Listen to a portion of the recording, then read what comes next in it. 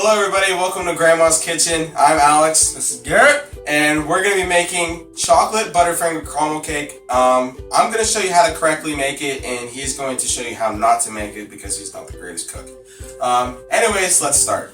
Alright, to start off this recipe, you're going to need 1 3/4 cup all-purpose flour.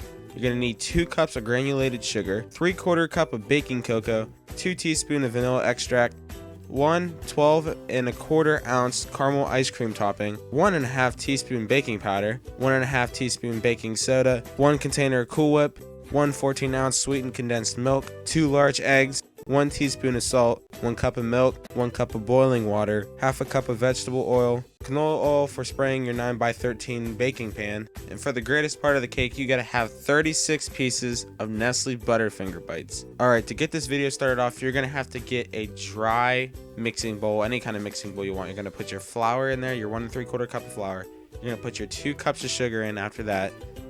Then you're gonna go ahead and you're gonna grab your 3/4 cup of baking cocoa. And then you're gonna grab your baking powder, your baking soda, your salt, and put that in there with it.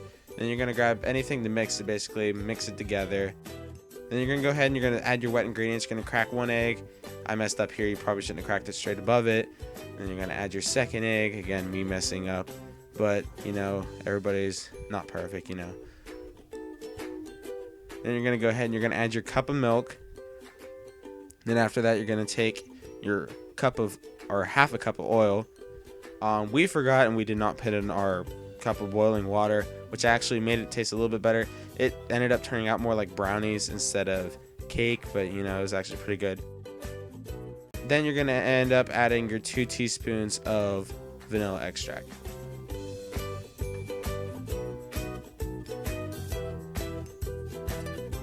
Making sure you're not pouring it directly over your dry ingredients and your wet ingredients so you do not spill.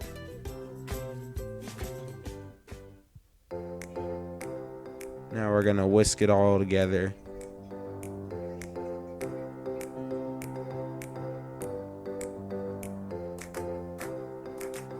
Whisk it all together, just mix it all together until it's light. You don't see any more flour and it's well mixed.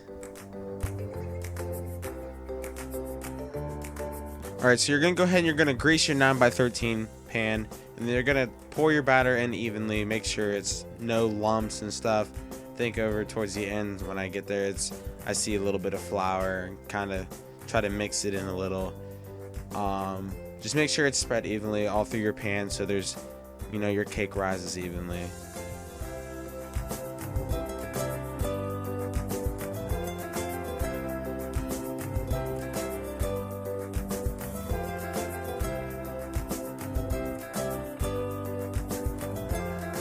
Then you're gonna go ahead and you're gonna throw it into the oven. It's preheated at 350. Make sure you bake it for 35 minutes. Then at the end, you're gonna test it with a toothpick to see if it comes out wet. Then it's got to cook a little bit more. If not, it's good. Now this is the cake at 25 minutes, 15 minutes, and 5 minutes to basically show how it was rised. And then it kind of sunk in the middle a little bit. Just taking it out after 35 minutes.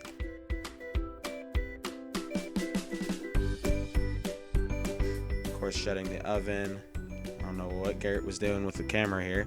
Alright, now for Garrett's cake, which we messed up intentionally. Instead of using 1 3/4 cup of all-purpose flour, we used 2 cups, and instead of 2 cups of sugar, we used 1 3/4 cup of sugar, and instead of using the baking powder and the baking soda together, we only used 1 1/2 teaspoons of baking powder. Alright, so to start off Garrett's cake, he goes ahead and he cracks open his eggs off the bowl, which you should never do because if you risk dropping shells down into it, it's not a good idea. Then he goes ahead and he adds his oil. Then he adds his milk. Then he goes ahead and he decides to stir it.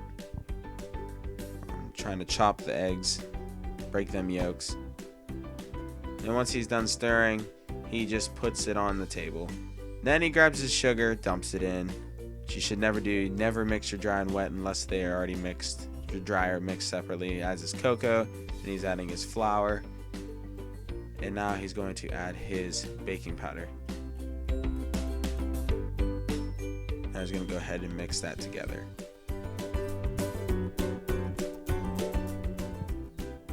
And forgetting that he added 2 teaspoons of vanilla extract.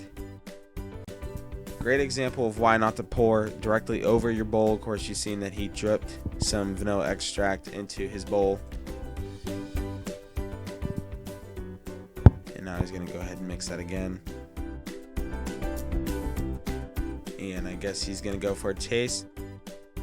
You should never directly taste the batter without a spoon. Then he goes ahead into overspraying his pan, which you should never do. Leaves a bad kind of taste on the bottom of the cake.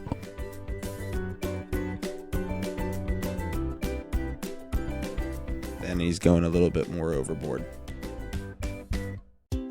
Then he goes ahead and he just dumps in his batter. As you can see, you see the chunks of flour all through it. It doesn't look very good at all.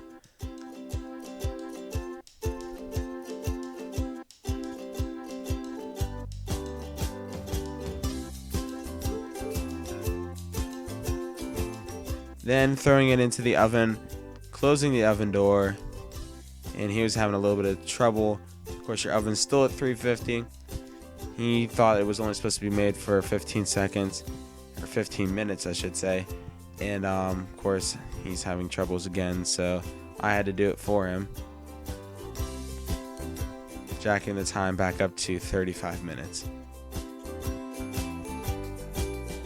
Then after the cake is done, pulling it out after 35 minutes, going ahead and letting it sit up on the stove. As you can see, it doesn't look that appetizing. It kind of looks like there's walnuts and whatnot, and it just doesn't look good at all. Of course, using the toothpick, testing it, and it actually came out clean.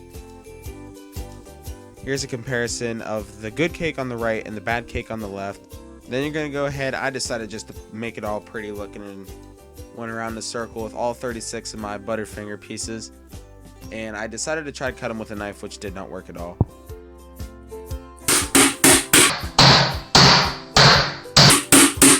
Then you're going to go ahead with a spoon, anything you got, poking 1-inch deep holes about 1.5 inches apart from each other, so that sweetened condensed milk and all the other stuff can kind of go down into the cake a little. Then you're going to take your sweetened condensed milk, pour it all over. I decided to use a knife and spread it all around a little bit to make it kind of spread a little bit better, since there's a little divot in the middle. Then you're going to go ahead and take half of your Butterfingers, spread them all around on the cake, make it look a little bit pretty, I guess.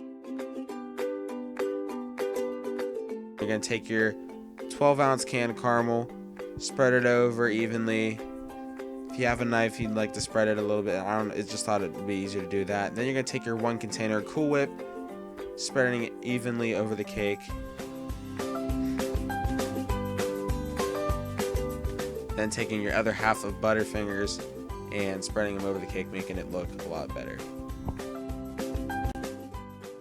And here's your final product.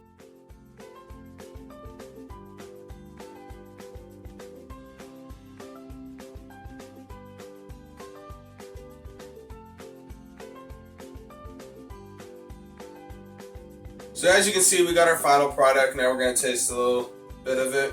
See how she is. That's actually pretty good, if you ask me.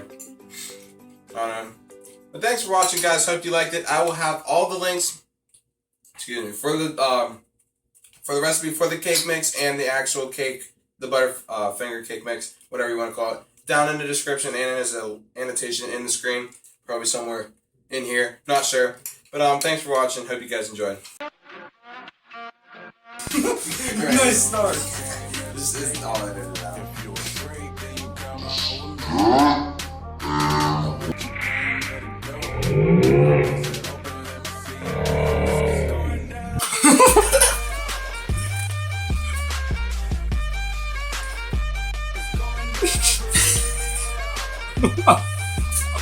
Oh, crap.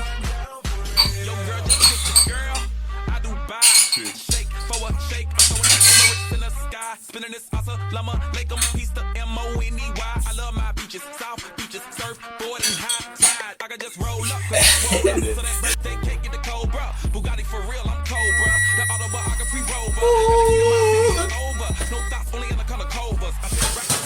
Hold up. I said records, hold up.